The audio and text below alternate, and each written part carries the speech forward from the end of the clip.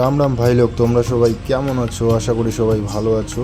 আজকে তোমাদের সাথে কিছু কথা শেয়ার হবে। কথা হচ্ছে যে অনেকেই দেখছি নতুন করে জিমে ঢুকতেছে, জিমে জয়েন হচ্ছে, অনেক টাকা খরচা করতেছে, অনেক দূর দূর থেকে যাচ্ছে, এবার অনেক সময় নষ্ট হচ্ছে।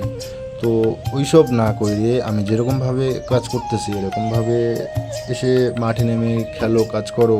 মাঠের মধ্যে খেলে যে বডিটা হবে সেই বডিটা একদম ন্যাচারাল বডি হবে, সেটা তোমরা দেখলেই আর করলেই সেটা তোমরা বুঝতে পারবা। আর গ্রামের মধ্যে সকাল সকাল উঠে কাজ করার মজাটাই আলাদা।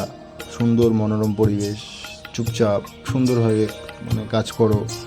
দেখতেই পাচ্ছ আমার মতো করে তোমরা কে কে কাজ করো একটু কমেন্ট করে বললে ভালো হয়, আমারও আর কি ভালো লাগবে, তোমরা কমেন্ট করবা।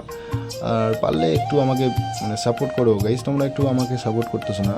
আর পারলে একটু বেশি করে সাপোর্ট করো যেন আমি একটা ভালো জায়গায় যেতে। সবাই হয়তো ভাবছো যে আমি এখানে কেন ঘুরতেছি বা কেন খোদাই করতেছি। তো গাইস, আমি এখানটায় বিচন ধান ফেলবো, আর কিছুদিন পরে আমাদের ধান কাটতে লাগবে, বিচন ধান এখানটায় ফেলতে লাগবে।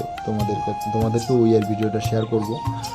তো এটাকে আর কি খোদাই করে তারপরে এরপরে সার মাইরে দিয়ে তারপরে আর কি একটু জল টল দিয়ে ভালো করে চাষ টাস করে টোরে তারপরে আর কি এখানটায় বিচন ধান ফেলতে লাগবে।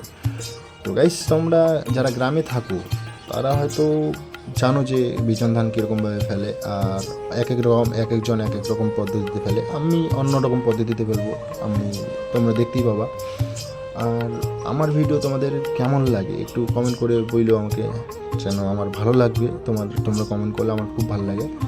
তো গাইস, তোমরা সবাই ভালো থেকো, সুস্থ থেকো, দেখা হচ্ছে পরের ভিডিওতে। জয় শ্রীরাম, জয় ভারত।